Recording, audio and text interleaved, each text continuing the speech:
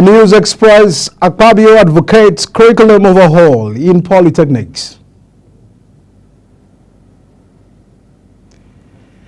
And in business, Nigeria's move from stability to vulnerability amid economic challenges on RICS index.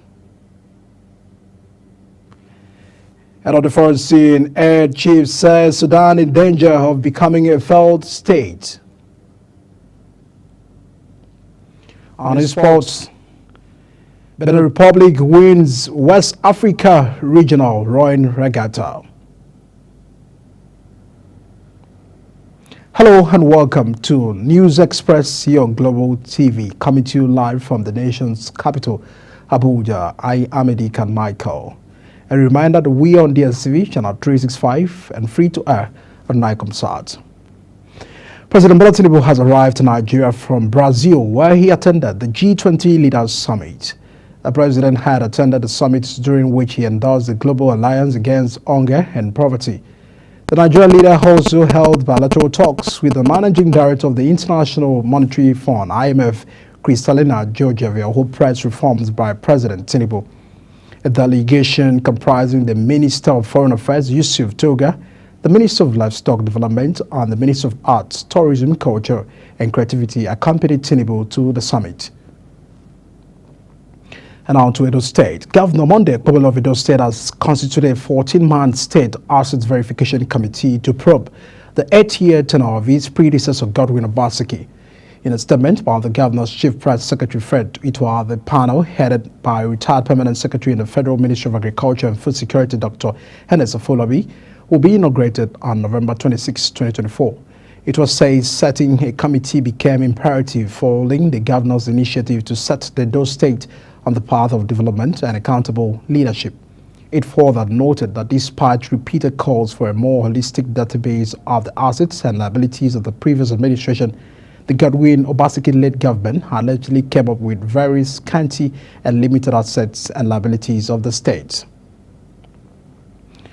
Allowing governors elected on the platform of the main opposition People's Democratic Party rose from their meeting with a strong advice for Umaru Damagud-led National Working Committee to call for a National Executive Committee meeting of the party latest by February 2025. And since August, the National Working Committee has announced multiple postponements of the National Executive Committee expected to discuss issues bedeviling in the party and present a substantive national chairman of the party who will take over from Damagud and complete the tenure of the suspended Euro IU. In April, the National Executive Committee was set up for August 15, but was postponed to October 24 and then later rescheduled to November 28 before it was indefinitely postponed. Governor Bala Mohammed of Bauchi State, who is also the chairman of the forum, says it is aware of the concerns of Nigerians and PDP founding fathers, elders and members of the party of seeming divisions within its ranks and files. The Northern Elders Forum has rejected the tax reform bill proposed by President Bola Tinubu-led executive, calling it a policy conceived in bad faith and warning that it threatens national cohesion. The group criticized the manner of its implementation, alleging that key stakeholders, including members of the National Economic Councils, were sidelined during the process. Convener of the forum, Professor Ango Abdullahi, in a communique after the forum's board of trustees' second annual meeting in Abuja, warned against dubious policy that could further marginalize the Northern resource potential. The forum lauded the Northern State Governors Forum and the Northern Nigeria Council of Traditional Rulers for opposing the bill, describing their stance as patriotic, while urging Northern politicians in the National Assembly to speak out against it. President Bola Tinubu has written to the Senate seeking confirmation of Lieutenant General Olufemi Oloyede's appointment as the substantive Chief of Army Staff. This was contained in the statement by the Special Advisor to the President of Information and Strategy, Bayo Ananuga. In the letter, the President sought the Army Chief's confirmation in accordance with the provision of Section 218, subsection 2 of the 1999 Constitution as amended and Section 18, subsection 1 of the Armed Forces Act. President Tinubu had appointed Oloyede as the acting Chief of Army Staff on October 30th following the illness of the late Lieutenant General Turgid Labaja. And now the Nigerian Medical Association NMS says increasing the retirement age of health workers from 60 to 65 will address Japa syndrome. The first vice president of NMA, Dr. Benjamin Oluwajotubu, stated this when he led some members of NMA on a courtesy visit to the House of Representatives and Wale Ahmed in Abuja. The association expressed appreciation to Wale Ahmed for sponsoring the bill on harmonized retirement age. Oluwajotubu called for speedy passage of the bill to increase the retirement age of health workers in the country from 60 to 65 and the maximum pensionable years of service from 35 to 40. The Chief of His Staff, Air Marshal Hassan Abubakar's call on Tertiary Education Fund to extend its support to educational institutions under the Nigerian Air Force. He made the call when he paid a courtesy visit to Tertiary Education Trust Fund headquarters in Abuja. Ramson Abo has the details. The Chief of Air Staff, Air Marshal Hassan Abubakar, also commended the Executive Secretary of TED Fund, Soni Echonu, for his strategic initiatives, particularly the increase in the Education Trust Fund from 2.5% to 3%. He noted that his boost has significantly enhanced funding for infrastructure, research, and faculty development across Nigeria's tertiary institutions. The TED Fund has been instrumental in advancing AFIT's mission by sponsoring institution-based research projects. Notably, the Center for Innovation and Research, guided by a subcommittee of his board, identified 10 research projects that have been sponsored through TED Fund's intervention. Additionally, TED Fund has generously funded the construction of critical infrastructure within the institute, further enhancing its capacity to deliver its mandate. Furthermore, the fund provides annual interventions across multiple areas, including ICT development, library enhancement, entrepreneurship, and staff training and career enhancement. Additionally, TED Fund has supported capacity building by sponsoring AFIT staff to attend conferences both within Nigeria and internationally. We are therefore indeed very, very grateful to TED Fund.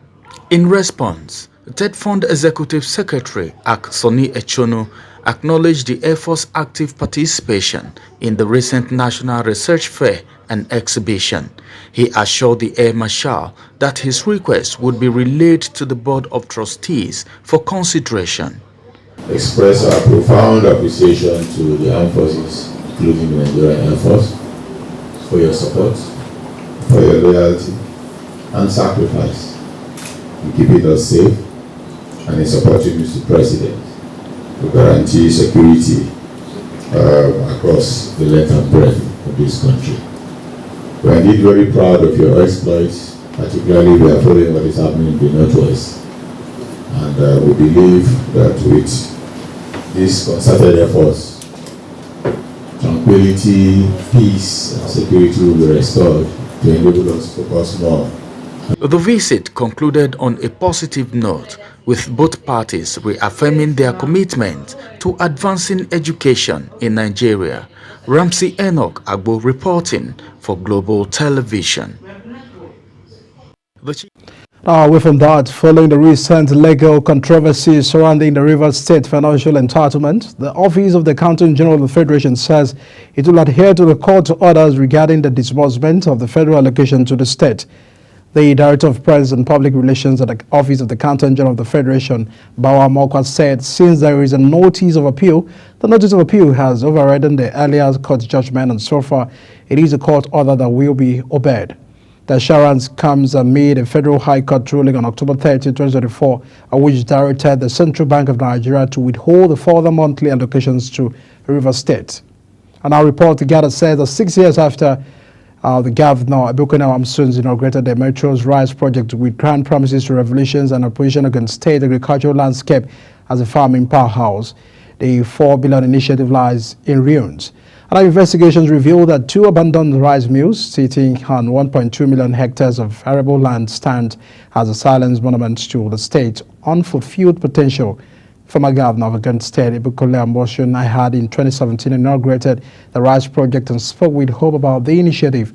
He said that the initiative would align with the federal government's agricultural growth plan and transform Ogun into a powerhouse of industrial development. The Nigerian Labour Congress NLC Yobe State chapter has described a circular circulating on social media platforms urging Yobe State civil servants to initiate a statewide strike as entirely false and unfounded.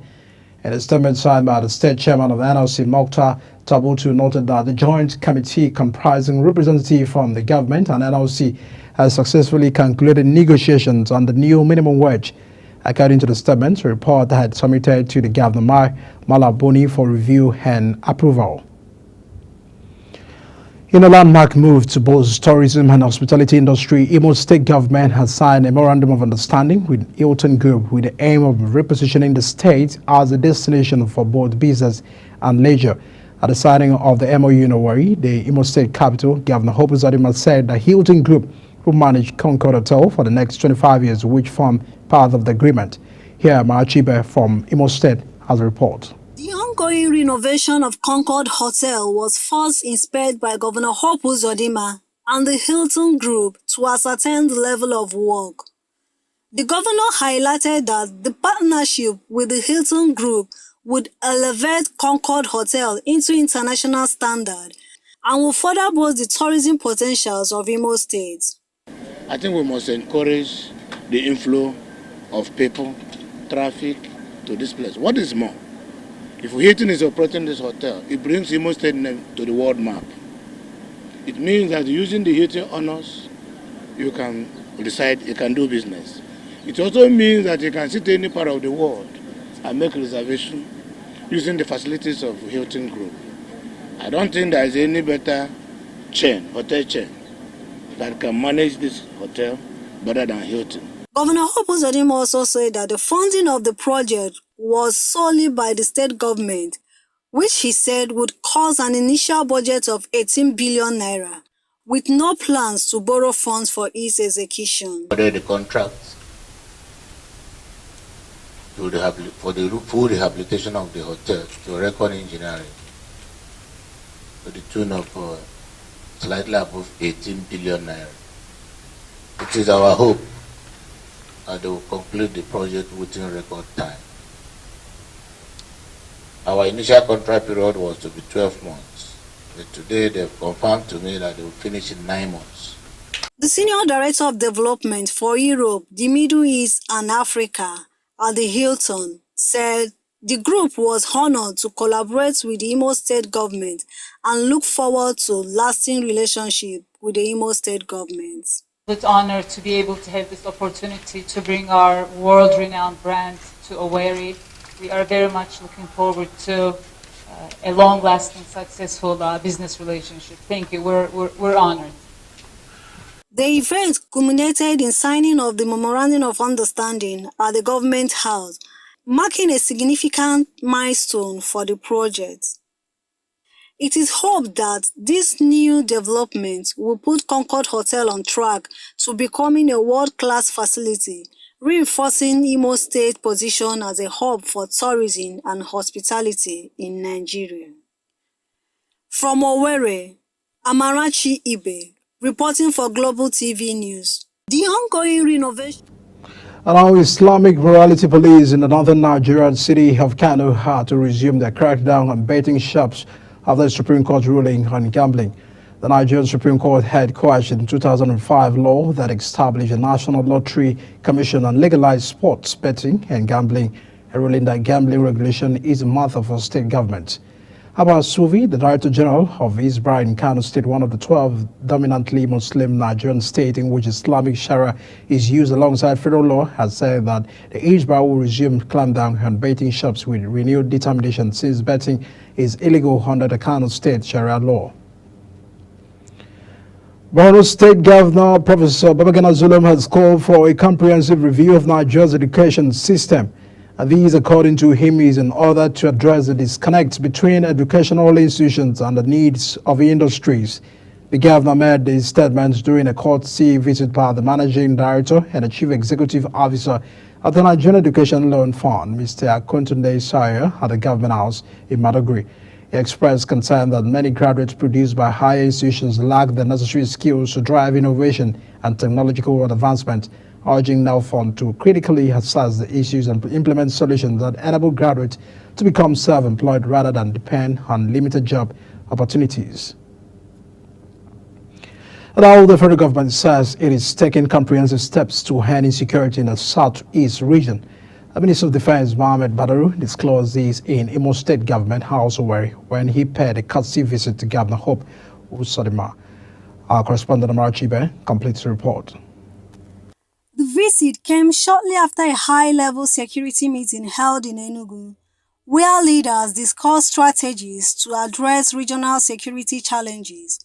The Minister of Defense, Mohammed Badru Abubakar, said, "We had meeting with his support in Enugu with all the security stakeholders, that is the youth group, the chiefs and the CSOs, all from the southeast, and we have robust discussions, and they have contributed very well on how we can improve security in the southeast."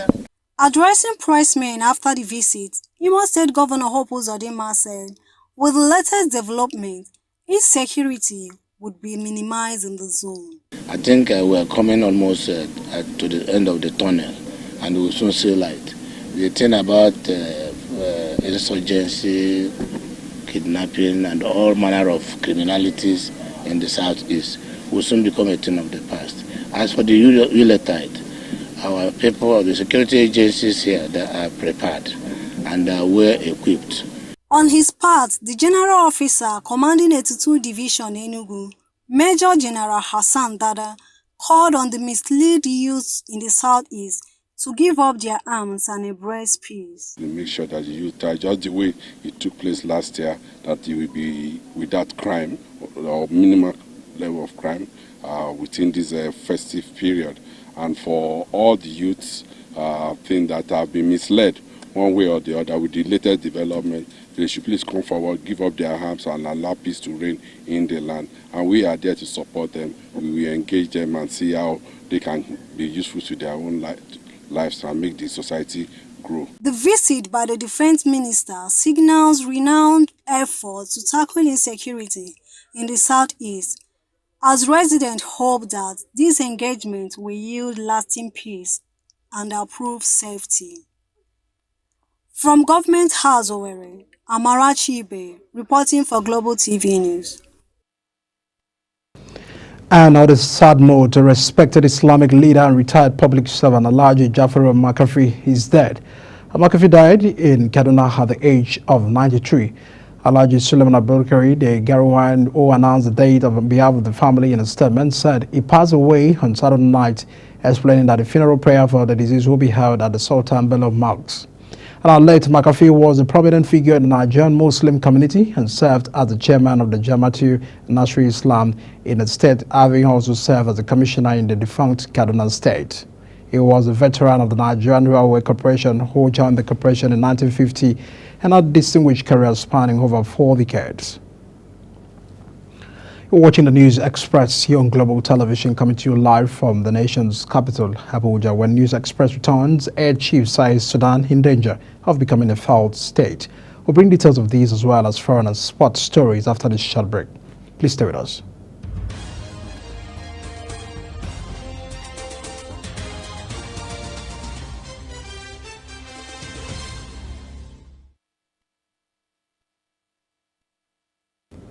Many thanks for staying with us. Now to business. The latest CSBM Intelligence and Africa Focus Market and Security Intelligence Gathering and Strategic Consulting Firms Africa and the Country Instability Risks Index has classified Nigeria as vulnerable to instability in 2024. This marks a downgrade from its stable status in 2023, driven by economic challenges linked to the government policies. Nigeria dropped 6 points this year, scoring 45 compared with 39 in 2023. A higher score in the risks index means a higher level of political risks to business, and other African nations sharing the risk status include Ethiopia, Cote d'Ivoire, Benin, and Togo, reflecting the broader economic and governance concerns across the continent. Nigeria's deteriorating economic environment is worsened by factors such as rising food inflation, insecurity, and the rising poverty level as the drivers of instability in the country. And on the foreign scene, the heads of leading international aid agency war-stricken Sudan is in danger of becoming an other failed state because of civil society is disintegrated amid the proliferation of armed groups. And now John England, head of the Refugee Council, as well as the two main warring parties in Sudan, the army and the paramilitary rapid support forces, there are many smaller ethnic armies looting and going berserk on civilians. The parties are tearing down their houses, they are miscarrying their home people, he said. And now for 19 months, there has been a brutal power struggle between the army and the RSF that has forced over 10 million people to flee their homes and push the country to the brink of starvation. In September, the World Health Organization said starvation in Sudan is almost everywhere. More than 80 people have been killed in renewed sectarian violence in the northwest Pakistan, officials say. Another 156 are said to have been wounded in the 3 days of fighting in the tribal district of Kuram near the Afghan border. The violence began on the Thursday when gunmen attacked convoys of Shia Muslims traveling through the area under the police escort. And more than 40 died in that incident, which triggered revenge attacks. Now to sports. Republic of Benin, in a dominant display on Saturday, emerged winners of the West Africa Regional Rowing Regatta. The modern edition of the Tool Nation West Africa Regional Rowing was held at the Biggs Boat Club Lekki Phase 1 in Lagos State. The regatta, which began November 21, was rounded off on Saturday. Allowed to win the competition, Benin Republic posed a dominant performance by winning 4 gold, 4 silver, and 1 bronze medal. Now Nigeria, on the other hand, got 1 gold, 1 silver, and 1 bronze medal. And in a single score event, Benin Republic dominated the podium, coming first, second, and third. And now with the rest of the sport news, 6 men linked to Juventus and France midfielder Paul Pogba will face trial from Tuesday and accused of blackmail, attempting to extortion of millions of euros and holding the player at gunpoint. The case of the Paris Criminal Court has shocked the French football world, all the more so because the perpetrators include 3 childhood friends and Pogba's own brother, Matthias. This development comes as Pogba battles professional woes and following Juventus' cancellation this month of his contract on account of the midfield's suspension until March 2025 for doping. Now, Real Madrid chiefs De Perez lashed out the various targets during the club's annual general meeting on Sunday, including European and the World Football governing bodies, European FIFA. The 77-year-old Los Blancos chief has been at war with football's rulers over the Super League project Madrid and Barcelona and other top European sides tried to launch in 2021. Perez blasted a new and expanded Champions League format, which features 8 group games instead of 6, an extra round of matches for some clubs. Perez has often insisted that Super League project will serve the sport and treated that the simply things football is gravely injured and has never been in a more delicate situation. Now, as we wrap up the News Express, let's take a look at some of the top stories. President of the Senate, Godswill Akpabio, had advocated for a curriculum overhaul to boost skills acquisition and industrial development in Nigerian polytechnics. LIB's the latest SBM Intelligence Africa Country Instability Risk Index has classified Nigeria as vulnerable to the instability in 2024. Unfortunately, the head of a leading international aid agency war-stricken Sudan is in danger of becoming a failed state because civil society is disintegrating amid the proliferation of armed groups. 6 men linked to Juventus and France midfield Paul Pogba will face trial from Tuesday, accused of blackmail, attempted extortion of millions of euros and holding the player at gunpoint. And as a package of News Express coming to you live from the nation's capital, a reminder that we are on DSTV channel 365, on Star Times channel 276, and free to air on Nicomsat. Kindly follow us on all social media platforms using @Global TV NG and the handles shown on the screen. Hi, I'm Medical Michael. On behalf of the entire production team, we say a very big thank you for staying with us on News Express. See you again.